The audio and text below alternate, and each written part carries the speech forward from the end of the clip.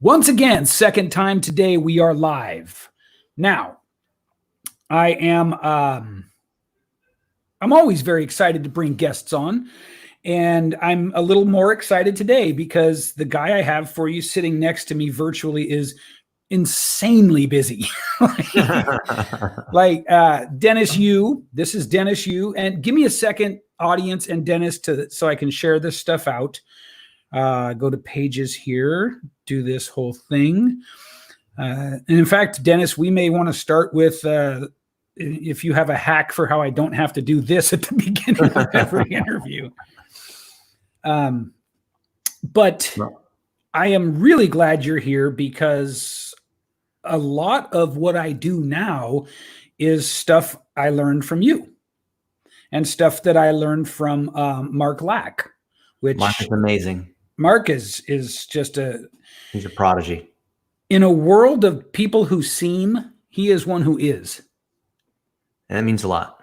Well, and like yourself, in all sincerity, like yourself, in a world of people who posture and try to look a certain way, at the risk of glad handing you, there's no way that you can fake a life where you're constantly flying around and training and doing what you do. So maybe a great way to start is why do you work so hard, man? I mean, well, it's that cliche of you never work a day in your life if you love what you're doing. Yeah. And, okay.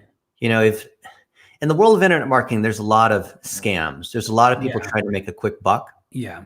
And, at a certain point when you get big enough, you're going to get some of these people saying that. And I had someone yesterday saying, oh, Dennis's courses are a scam. Yeah. His stuff is not really free. Because we're giving away our stuff right now during the coronavirus thing. Like, this is the stuff we'll charge $99 for or $7,500. We're just giving it away for free.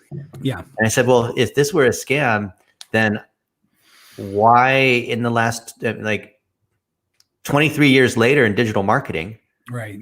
How have I been waiting this long to pull off my scam? Right. Yeah. You've just been sitting around like an evil genius waiting for it. I've fooled all the top people in the industry. So whether it's like Mark Lack or Ryan Dice or Michael Stelzner or the people at Google or GoDaddy or Facebook or all that, like they're not dumb. Right. Or, to get a company like Nike to pay us 7 figures to do things like ads and analytics, like they're not dumb. Yeah. Or consult for the Federal Trade Commission on privacy laws. Like if I'm a scammer, why would I be helping the FTC? And some people said, well, that's because he got a plea agreement where he's going to rat the rest of us out in exchange for immunity. And like, you've been watching too many spy movies, dude. I think you're the one who needs to be watching out for getting shut down for, running ads that are in trouble or, stealing from people. I think there's a crisis going on right now. We're trying to help people. Yeah. I think Shakespeare said it best when he said, methinks thou doth protest too much. That's right. Right. Yeah. So, and you can see that a lot, especially in a time of crisis when people's sort of normal comfort is ratcheted a little bit. Yeah. These sides of them just come out. It's very strange, but I want to get out of you what I know you have to share. Let's do it. Talk a little bit to us. So first, let me preface this by saying I remember a Facebook conversation a while back where it was a conversation about needing to run ads, and it was a pro Facebook ads management conversation, which is fine. Okay. And I jumped in and I said, you can build your initial audience for pennies on the dollar of how you're doing it. If you're doing it the conventional thought process of ads, and you can do it by boosting 1-minute videos, That's right. And somebody jumped on and said, 1-minute videos are a lie, or no. Boosting videos is a waste of money and it's a lie and it's all just a money grab. That's right. And I said, well, if you think that, then take it up with Dennis Yu. And the guy said, Dennis Yu is a legend. And then that was it. It was like, and so that's what it took to shut him up. But tell us a little bit about that strategy, just the foundations of it. So Manny, what if I told you that let's say that you owned a gym, 24-hour fitness or something like that, and I wanted to lose some weight. Yeah. And I heard that other people used your gym and they have 6-pack abs and all that kind of stuff. So I'm like, you know what? I'm going to go to Manny's gym. And I go there with all the best intention and I work out really hard for 3 hours. Right. And then I come and I look at my abs. I'm like, I don't have 6-pack abs, dude. Your thing is a fraud. It doesn't work. Yeah. Your gym is a scam. What would you say to that? I would say you can't get 6-pack abs from one workout, right? It takes consistency. It's miraculous. I mean, look at these people with all these results. I don't have 6-pack abs. I worked out really hard for 3 hours. So the idea here is that it requires consistency, right? It requires putting the time. It's putting the time in. Going to Whole Foods and buying the vegetables. Yeah. You know, like I love to eat things like broccoli and cabbage, and I can buy that right now. Yeah. Or I have to buy the seeds and I have to plant them. Right. And the seeds cost me almost nothing, but I have to tend these seeds, which are relationships. I have to tend these relationships over time, and I have to sequence them through a 3-stage funnel. Now, everyone understands the idea of like, oh, you got to work hard and it takes time. And yeah. I can watch all the TED Talks and get motivated by looking at that, but specifically in the world of digital, specifically with 1-minute videos and $1 a day. Yeah. I need to bring them through 3 layers: awareness to consideration to conversion. Okay. And at the very top level, awareness, that's called why. And the middle layer is called how you're sharing knowledge. The bottom level is called what, which is you've earned the right to be able to sell your products and services. And you have to bring everybody through these 3 levels. Some people may need to consume 10 or 15 pieces of why content and then 10 or 15 pieces of how content because they're tire kickers, or they're not ready, or now's not the right time, or whatever it is. And some people, they just jump straight to the bottom and they want to buy right away. Guess what? Facebook and YouTube and Google and LinkedIn and all those networks, they already know where people are. The nature of a news feed, the nature of suggested videos, the nature, anytime where there's lots of content, that's what a search engine does. It's a filter process. Anytime you're filtering or a feed, that means the algorithm is figuring out what is shown next to the user, right? So if the algorithm is so smart at figuring out what's next for the user, you don't have to do that work. So the clear sign of an amateur in Facebook and Google ads and YouTube ads and LinkedIn ads is that they try to force the algorithm into the next piece of content. And this is where people screw up because they try to go do everything at once. They try to do why, how, and what all at once in one conversation. In the same content, right? Yeah. And let's say you meet a girl at church or in a bar or in the park, whatever, walking your dog. Yeah. First time you meet her, do you think in that one conversation you're going to be able to propose and get married? Right. It's going to take multiple touches. Right. And so the number one mistake people make when they do digital marketing is they go straight to the conversion on a cold touch. And then they blame Facebook, they blame the tool they're using, they blame the video, they blame the techniques that we teach. And it's going to take multiple touches. The key is you have to sequence them. So let's say that I'm in Mark Lack's Shorten the Gap membership group, and I'm a personal brand, or maybe I'm a successful business owner, but I haven't built my personal brand and I want to learn how to speak and, whatever it is, right? I have some kind of goal. Yeah. Well, this is the mistake.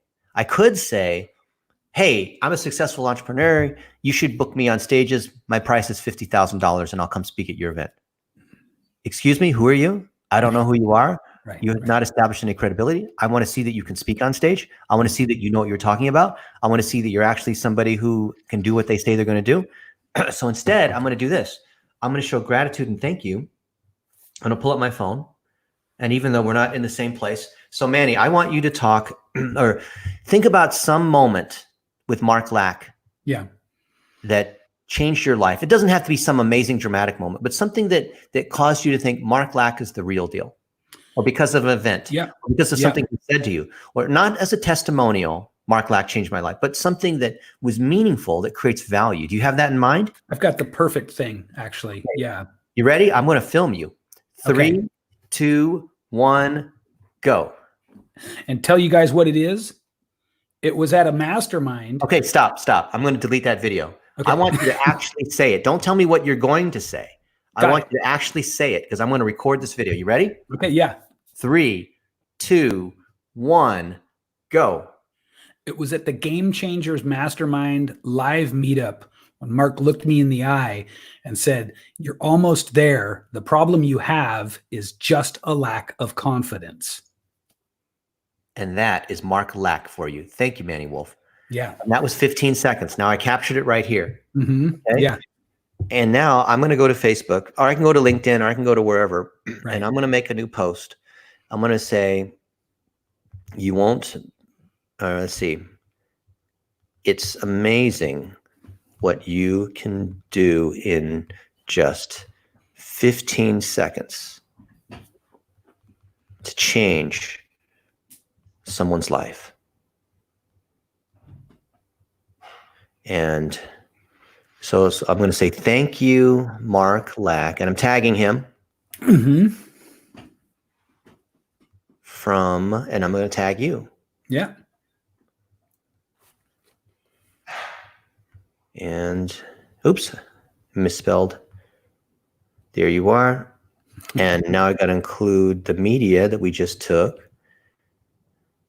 And there it is. There's the post. Boom. Just like that. There it is. And then I hit post. Okay. And now we're going to start to see people engaging on this. But if you really want to be pro, you're going to do that from your public figure page. Right. So do you guys have a public figure page? What's the difference between a Facebook profile and a Facebook public figure page? So glad you're getting into this, man, because I talk about this a lot. And sort of like, I'm going to defer to you because I learned it through Mark, through you. Yeah. But one of the huge differences, of course, is the ability that the page gives you that the profile doesn't, right? Yeah. And what are those key things? This is what everybody misses. If you miss this, the entire dollar day strategy will not work for you. So first of all, you can boost from a page where you can't boost from a profile. Yeah. And second of all, Facebook tracks. It's automatic. That's right. You get analytics. So you can access the analytics from the page. Yeah. So why wouldn't I just post from my company page and boost from there? That I don't know. And I love how this is flipped around and you're now interviewing me. Because we got to know, right? If we don't know, then whatever action it takes is going to be random. And then we're going to say Dennis's technique doesn't work. Right. So tell us why we would do one and not the other. Okay. Now look, this is the post that we just made.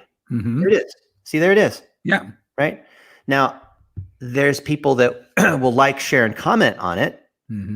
But I can't boost it. I need that blue button to be able to boost it. So watch this. I'm going to do a search. And if I search for my name, Dennis Yu, which you should search too if you're watching, following along, even in the replay, even if this is another, on YouTube or reposted somewhere else, they see that first Dennis Yu there with the blue check mark. Yeah. That's me as a person. That's a profile. That's what we all have. That is not your page. Okay. People get that wrong. Yeah. Then this one below here, this is my page. This is a business page that is called Dennis Yu. And it is not the same as my profile. Well, why would I have two? Why would you have two pages? No, one's my profile. That's a user with logging in, 5,000 friends maximum. Then the page, this one has 11,000 fans on it. Not that that really matters. Now here, I've got my public figure page. I've got my timeline video, me and Gary Vaynerchuk, all these other things, right? And I can do things like post stories. I can create a post just like you can in your profile. Yeah. But the difference is that when I have a post here, I can boost it. And so it looks like it's from Dennis Yu as a profile, but it's actually business page. And this is the inception. See, if this were to come from Blitz Metrics, then be like, oh, it's from the company Blitz Metrics. It's obviously an ad. Exactly. Here, this is from Dennis Yu. Yeah. From Dennis Yu. And it's showing, here's my co-founder, Logan Young, who screwed me over harder than any business partner ever has. And here's the story, right? Yeah. And it's gotten several 100,000 views, right? Yeah. It's got a boosted post against it because I want everyone to know how bad of a person this guy is. Right. And you'll see, or here's my buddy, Tommy Mello. He runs a #1 garage door company on the planet, right? He's absolutely fantastic. And I'm boosting that to other people. I can come here, I can click boost, and now I can boost it to any audiences I have saved. Now, he happens to be the #1 home services guy out there. So I can boost it to all the people who are home services contractors, I can boost it to, here, I'll just show you. I can boost it to people who've been to my page before and watched a video. I can boost it to people who like Social Media Examiner. I can boost it to people who work in the media. This is my favorite one. This is people who work. See this custom audience? Yeah. Not custom audience, but it's a combo audience. So anyone who's watched any of my videos for at least 10 seconds and who work at any one of these places. And how much budget am I going to put against this? I'd say $5,000 off the top of my head. Well, I'm going to put $1 a day for 7 days. That's my default. Yeah. And then I'm going to come in here and I'm going to click boost. And there it is. I boost code. So for people who think of attracting clients in terms of a funnel, which is probably the most common way to think of client attraction. Yeah. What we're doing here, if I understand it correctly, is we're stretching the top of the funnel just insanely wide open, right?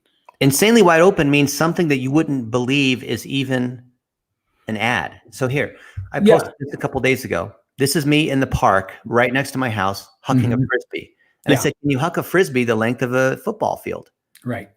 And here I do it, and I missed it just by a few yards. I think I made it, 100 meters instead of 120 meters, which is still a long way. Right. And you can see down here that 3,000 people have seen it. Now, do you see the light orange versus the dark orange? What's the difference? Is it engagement time? It's how many people were organic versus paid. So the light orange is people who saw it organically, and the dark orange is where I paid. So I've spent, how much money have I spent? Can you see? Let's see, $4.74. Call that $5. Call it $5. So I spent $5 and I've reached how many people? Let's see if I can see that with my old man eyes. 2896. And of that, how many people stayed and watched the video? That I don't know how to read. 1,300, right? Okay, 1,300, yeah. So I paid $5 to have 1,300 people watch my video. It was a silly video. This is what I'm doing, to get exercise. This is what I'm cooking. Here's a piece of knowledge. Or this is something I'm grateful for today because what Mark Lack has done for me, right? And the key is I'm targeting people that I want to eventually become customers and clients of mine. They don't know that. Right. But I'm building a couple touches so that when they do eventually see my ad to buy my stuff, they already feel like they know me. Right. Exactly. But they don't realize what I did was I spent whatever, 2 cents to get that person to watch a couple of my videos. And then when I showed them my offer, when I showed them whatever it is, they're like, oh, I feel like I'm friends with Dennis. They don't realize that I paid for 3 ads in a row. The first 2 cost me a couple pennies each. Like here. Here's one. There's me and Blue, a blue healer, right? Yeah. And this is ridiculous. Does this look like an ad to you? Nope. It's pretty silly, isn't it? Yeah, it's wonderful. Now let's see. How much did I spend? I spent a few dollars, and I've gotten all these people to like, share, and comment. Right. Right.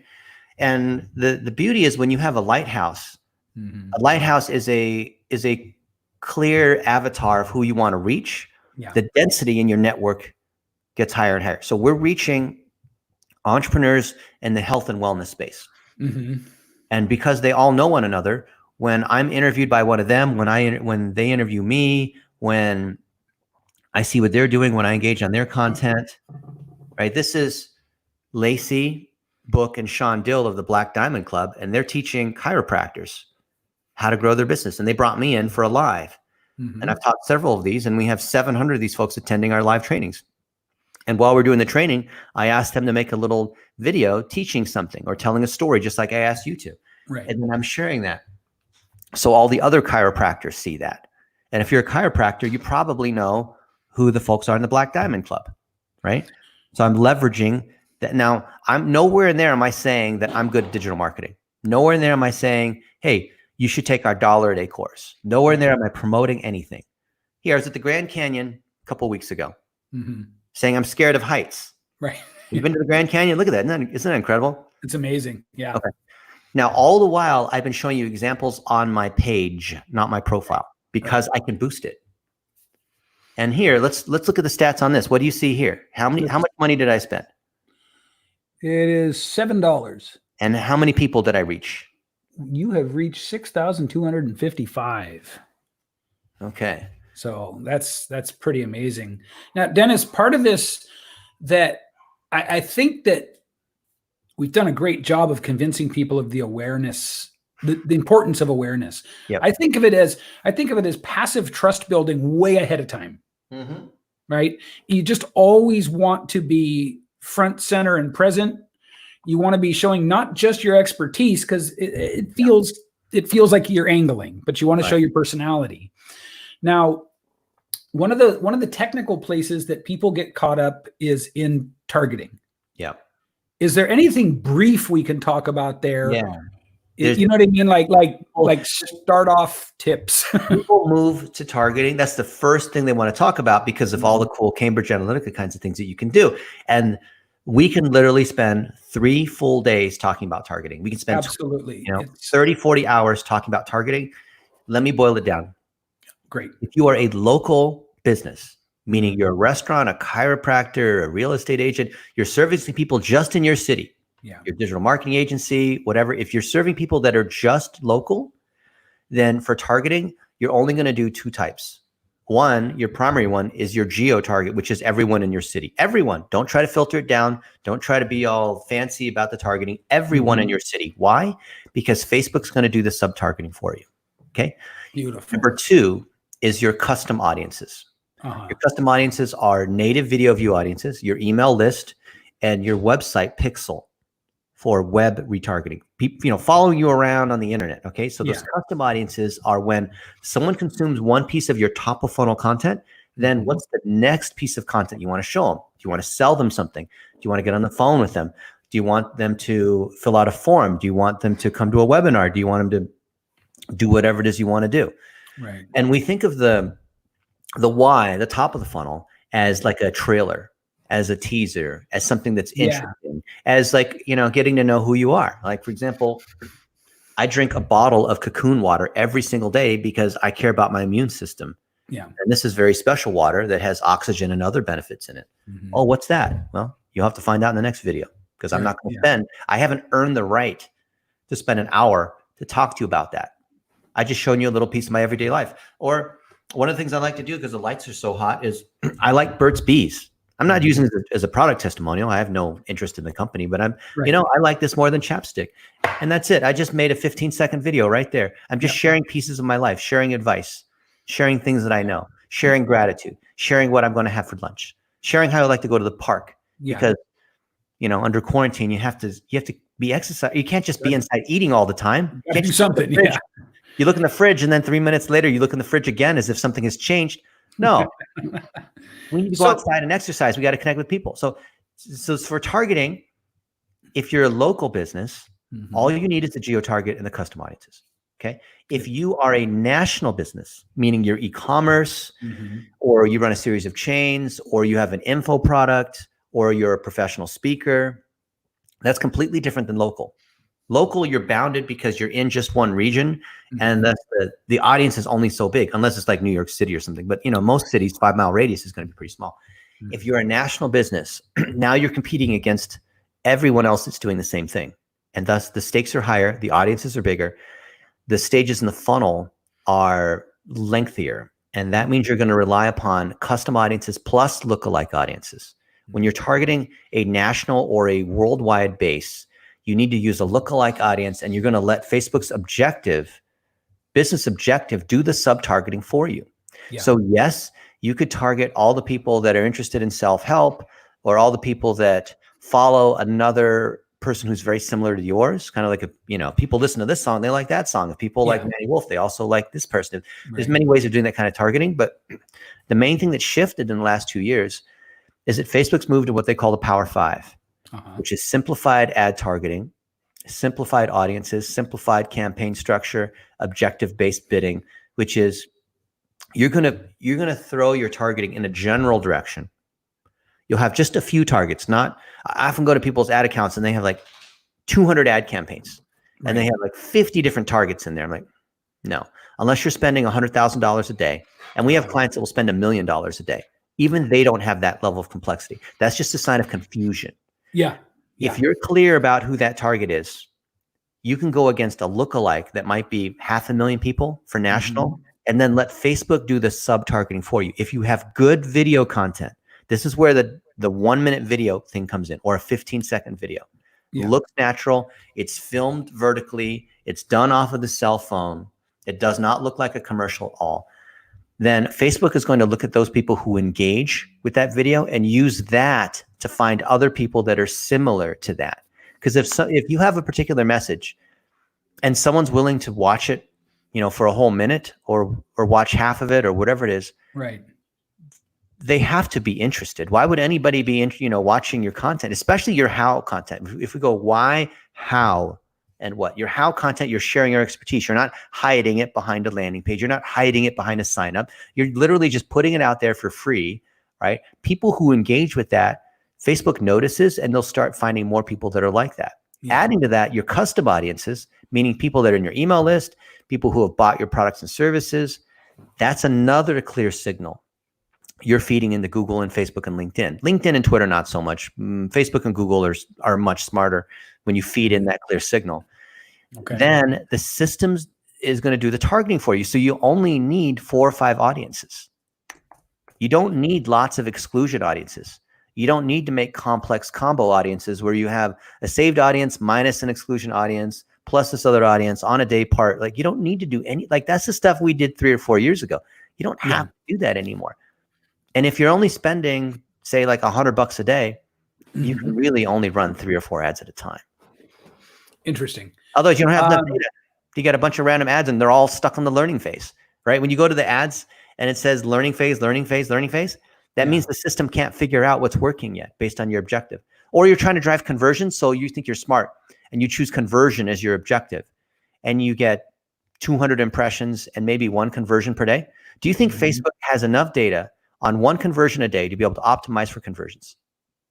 I gotta say no. No.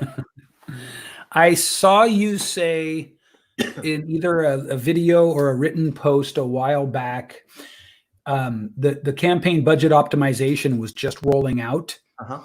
And I remember you doing, let's assume it was a written piece. You went into great detail about how this is like a really great time to be running ads because you can let the algorithm do it all for you now. And so we see a lot of, like ads managers and Facebook ads guys really still trying to put out there this complex, mysterious. Because they want you to think it's too complicated so that you hire them. It's like the shady mechanic saying, well, we don't want you changing the tire. You could accidentally hurt yourself in changing the tire or, filling up your gas tank. I mean, you might spill gasoline on yourself and get caught on fire and die. Yeah, you never know. I'm pretty sure I could teach you how to fill your gas tank.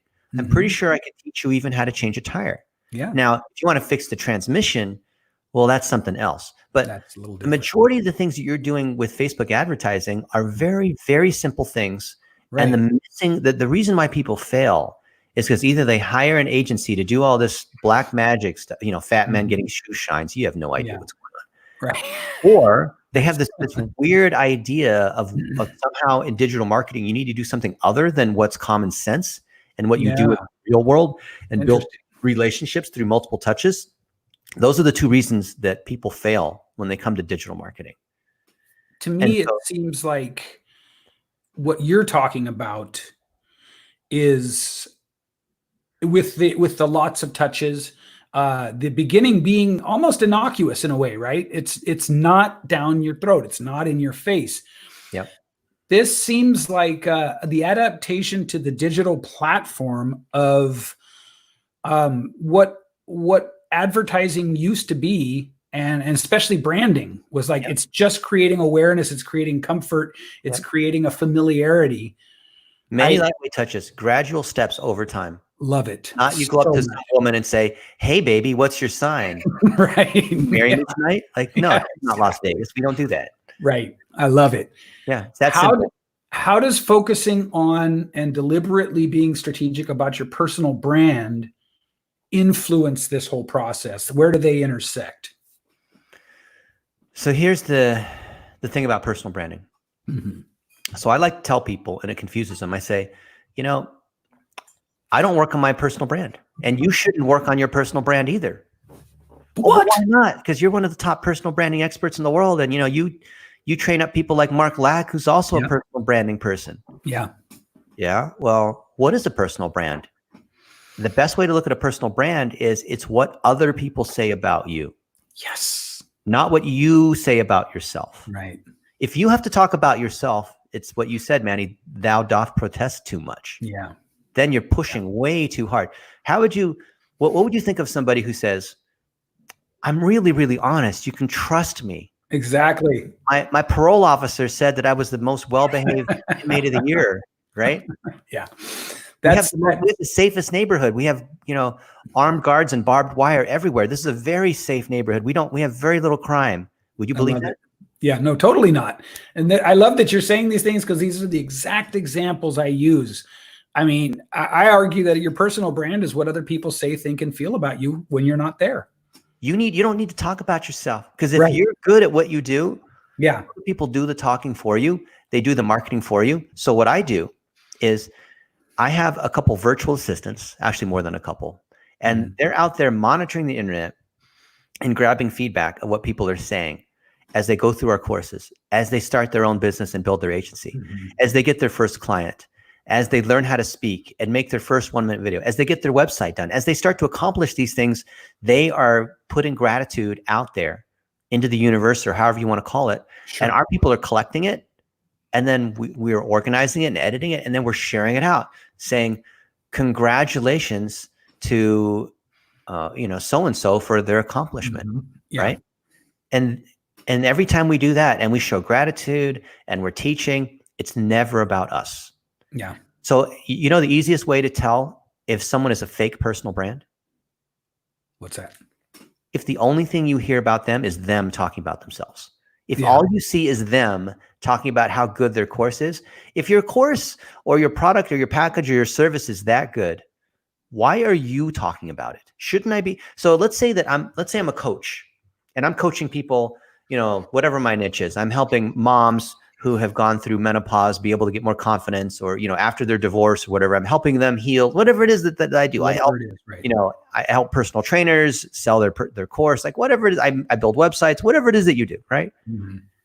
Well, if all you hear is me talking about it, don't you think that that's a little weird? Like, if you're so good at helping personal trainers go online and teach fitness classes, why don't I see a ton of your personal trainers? Why aren't you interviewing your personal trainers left and right? Why is it that I just see you all day long and I only see you all day long?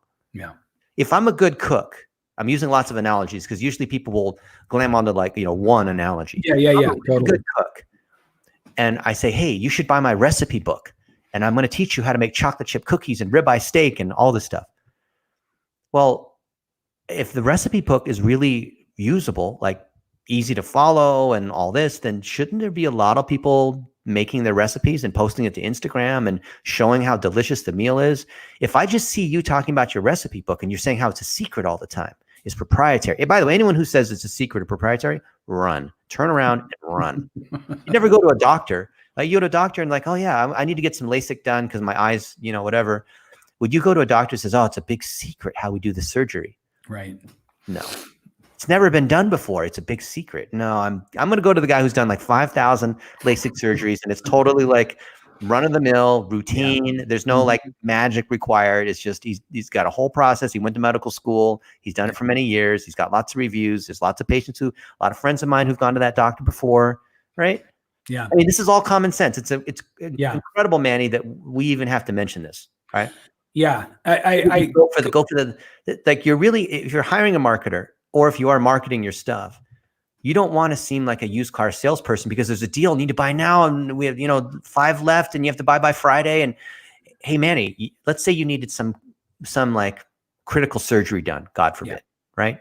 And I was your doctor, and I said, hey, Manny, if you buy my surgery now within the next 59 minutes and 58 minutes, 57 minutes, I'll give you 50% off. What would you say to that? Yeah, of course, you'd run the other way. Oh, but wait, if you buy now, I'll give you a kidney transplant also at I'll start doing a 75% bonus off. stack. Oh, wait, there's more. I'll also give you free shipping. Ah, okay. I like it. Would you trust a service professional that does that? No, of course not. Why? Because they seem desperate, right? Yeah. Yeah. So if you're a professional, if you're a speaker, if you are a service provider, pretend that you're wearing a white lab coat as a doctor because you're trained in what you do. You have experience. You were taught by Mark Lack. You went to the training. You put in the money. You've invested. Yeah. And treat yourself with respect. Yeah. Even if you are short on rent and you need money for this other stuff and you really could use that deal. You've just started your agency. You're a professional videographer and you really want that deal. And you just really, really want to say yes. Oh, yes, yes, yes. Or you really want to lower your price to get that deal. That's just going to backfire and make you look desperate. Yeah. I've seen the same thing, especially starting out and taking bad advice and not being sure how to gain footing. So your personal brand it's being built regardless, right? It's not something you have to focus on in a way.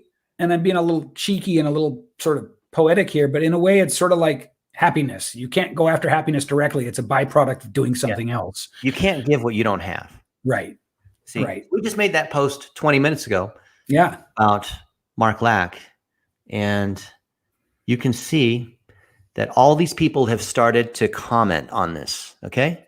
Let's see it. Let's take a look. Look at that. Yeah. Love it. Now, what does this guy say? Sean Dill or an hour. Thank you for being you. And then instead of clicking like, I'm going to click the heart button. And this one says, Vincent Chung, the right words at the right time from the right person to willing listener, the best kind of synchronicity. Awesome. Beautiful. And all these people are starting to engage on this post. Yeah. Okay.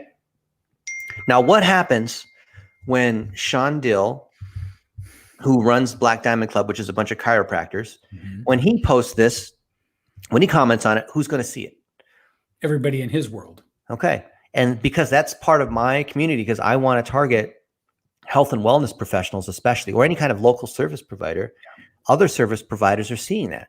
Now, what if they see, now look, Justin Martin also click like on this. Look who else who click like. Bruce McCorkill click like. So he runs a local agency. Monique Wilson de Briano, who is one of the top Facebook small businesses, and she and Zuckerberg and Sheryl Sandberg have hung out. So that anyone who's with her audience is amazing. Yeah. Jeremy Ryan Slate, you know him. He's the podcasting king. And we have Justin Martin. Justin Martin has thousands of real estate agents. He's the #1 real estate agent in Colorado. He's got like 70 real estate agents. Right? Beautiful. Sean Dill. Look at these people here. Every one of these people clicking like and commenting is a testimonial. Yeah. Right? Yeah. So now, what if I went out there and I said, hey, Manny, I want you to leave a testimonial for me. I want you to tell me how awesome you believe I am. Right.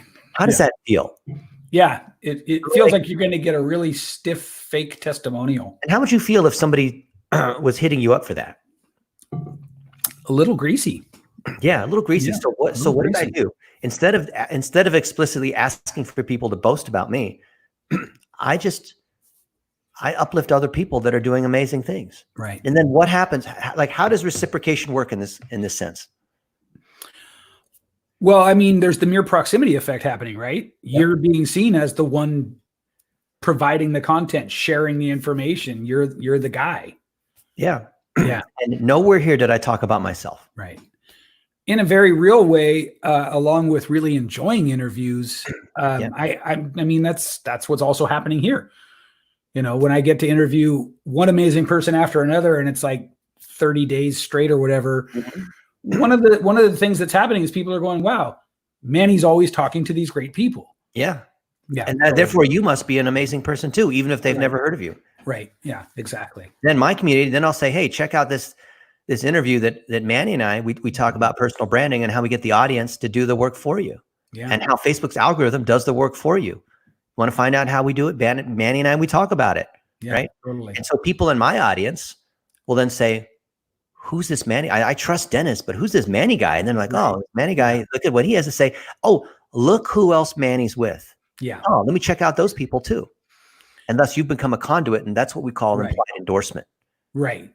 So what I like about this, I mean, what really works for me about this, first of all, it feels like you're one of the only people that I know who really is sort of using the algorithm in a social way, like the way it was intended. Yeah. You know, a lot of people talk about sort of cheating the algorithm and getting the best of it and stuff like that. Yeah. But this is just, it's letting it do the work it's intended to do, right? Yeah. The cheats and hacks always expire because those loopholes There get it closed. is. Look, There it is. Yeah. 20 years ago, Mm-hmm. I was an early engineer at Yahoo, Okay. which back then was the search engine. That's before all this Google stuff happened, right? Yeah. Yeah. Guess what? It's the same algorithm we had 20 years ago Mm-hmm. for search as we have today in social. Can you imagine that? Why is that the same? If That's you understand that, Yeah. that'll blow your mind. That's right? Why crazy, is man. that? Yeah. 20 years later, it's still the same algorithm. Why is that? It's because there's the amount of time you have, the amount of attention you have is this, and the amount of information in the universe or on social media is like this. It is Right. way bigger Yeah. than the amount of time you actually have. Mm-hmm. You could go to Amazon and look up, you want to get more whatever, lip gloss, Yeah. lip balm. How much time could you spend reading all the reviews and whatever for just to buy one of these things for like $1.50? How much time could you spend if you wanted to read all of the things and all the information, doing all the research to be thorough? How long would it take you? Right. It could take you 2 days. Yeah, right? days, right? Yeah, days and days. So what Amazon will do is show you the things that are the most pertinent to you making a decision. Yeah. Such as the best reviews, such as the things that have gotten the most, ratings on it or ad driven. And when you do a search on Google for something, like what's something you'd search for on Google? Lighting for my studio. Lighting for your studio. And then you'll see millions of search results. Yeah. And you can't read millions. You're just going to go to the top few. Yeah. So what is that? It's a filter. Yeah. And when you go to Facebook and you scroll through the newsfeed, can you scroll through everything that's happening in everybody's lives? No way. Or even just your friends? Can you see everything that's going on? Right. Of course not. No, you're going to see the top 2% of the people that are out there. So what is that? It's called a filter. Yeah. Right. Just Amazon has to make a filter. When you go to Netflix, you can't watch every single thing on Netflix. They have to do a filter. Yeah. How does that filter work? What does that filter use to decide what to show you? It just bases it on what you've shown interest in. That's right. Yeah. And so when so you go to Amazon and you buy some lighting stuff, like our studio's got lots of stuff here, right? It's going to say people who bought this also bought that. Right. Oh, and if you bought this, you might also be interested in buying this too. Yeah. Because it's very similar to this. And this is the one that's more expensive. This is the one that's cheaper. This is the one. And so then they show you this whole thing. And how do they do that? Based on what you like, based on what you have bought, and based on what your friends have bought that are similar, or people that who have bought that item also buy these other items. So that's called, in math, that's called a collaborative filter. And the collaborative filter is what powers Facebook's algorithm. It's what powers YouTube. It's what powers LinkedIn. It powers Twitter. It powers Amazon. It powers Netflix. The collaborative filter powers all of those. So if you understand inherently what a collaborative filter is, it's not just what you do. It's what people that are like you are doing. Yeah. And let's say if you understand that, this changes everything. So let's say that you're on Facebook, you're creating ads and you're creating a lookalike audience. Guess what? Isn't a lookalike audience just a collaborative filter? Totally. It is. Totally. Yeah. And by the way, that's how I got this. Yeah. I got that by searching Amazon, and they said, "Oh, people liked this too." I was like, "I'll take that." And let's say you have a podcast. Yeah. And you interview Jeremy Ryan Slate and Mark Black and me and other people that are in your tribe. And YouTube notices this. Yeah. And the podcasting networks notice this. And Twitter notices this. And you drive engagement on it. Right. And that causes other people who are friends of those people who follow Jeremy Ryan Slate to follow you. Yeah. Is that not a collaborative filter? 100%. Yeah. Yeah. So what we're trying to do is stack the algorithms. Every one of the algorithms, we're trying to stack them with a signal so pure and clean that they have to show your content to the audience that you want. You're overriding the algorithm, but it's not a hack. Right. No, I get it. Fundamental matrix level red pill kind of moment when you understand that's what the algorithm is doing. You're not trying to beat the algorithm, right? That's beautiful, man. That's really beautiful. I love it. That is so concise. So let's see. I mean, wow, we've covered a lot here. Yeah. We've covered a lot, Dennis. This is, I think enough food for thought. yeah, maybe so, man. Do other episodes, otherwise we'll go too far. Yeah. Why don't we just, for the sake of not overloading, why don't we call it here? Let me thank you so much for finding the time. I know, honest, sincerely, you seem like you're the James Brown of internet marketing. I mean, you're like the hardest working guy in show business. So I know that for you to be here, there are probably 10 places you're not. Am I right? Well, I really appreciate it. Right. But whenever you're with somebody, you have to give them your full attention. And you've done a wonderful job of that. I mean, it really, it's been a pleasure, more so than just learning from you. Your focus is 100% here. You're with us. You're giving at a very high level, man. So I really appreciate it. Why don't we end it? Why don't we end it like this? What's one best thing I can do with this video to help it reach more people? And practice what we preach. Mm-hmm. Like you saw me do this earlier. Yeah. Post it to your Facebook public figure page. Mm-hmm. Post it to LinkedIn. Mm-hmm. And boost those each for $1 a day. Now, LinkedIn will say $10 a day, but if you narrow the audience, you can narrow your bid, then you can spend $1 a day. Okay. And then attract more people into this. Encourage them to make 15-second videos. Yeah. We believe that you shouldn't just consume podcasts because they're entertaining. You do it because you want to grow your business. Right. You're here investing in yourself and investing in growing sales and getting going. So you could watch Rachel Ray or Bobby Flay on TV, right? Name your favorite chef. You could watch them cook, or you could actually cook with us. That's what I want. I want to see, like Manny, I want to see you follow all the things that we teach. Yeah. Because you've got an audience and you're building that audience, and you've got, 60 of these podcast people that you have. Yeah. Think about the power and the responsibility you have to be able to teach all these other people from that knowledge that you've been accumulating. I love it. You have a responsibility to teach other people how to do it. And thus, let's put those things out there for $1 a day, tag them, and then all 60 of those people that you've interviewed, they're going to share your content. Yep. Fantastic, man. Thank you so much, Dennis. I knew this would be a little bit mind-blowing, and it was, man. Thank you, Manny. Hey, it's been my pleasure.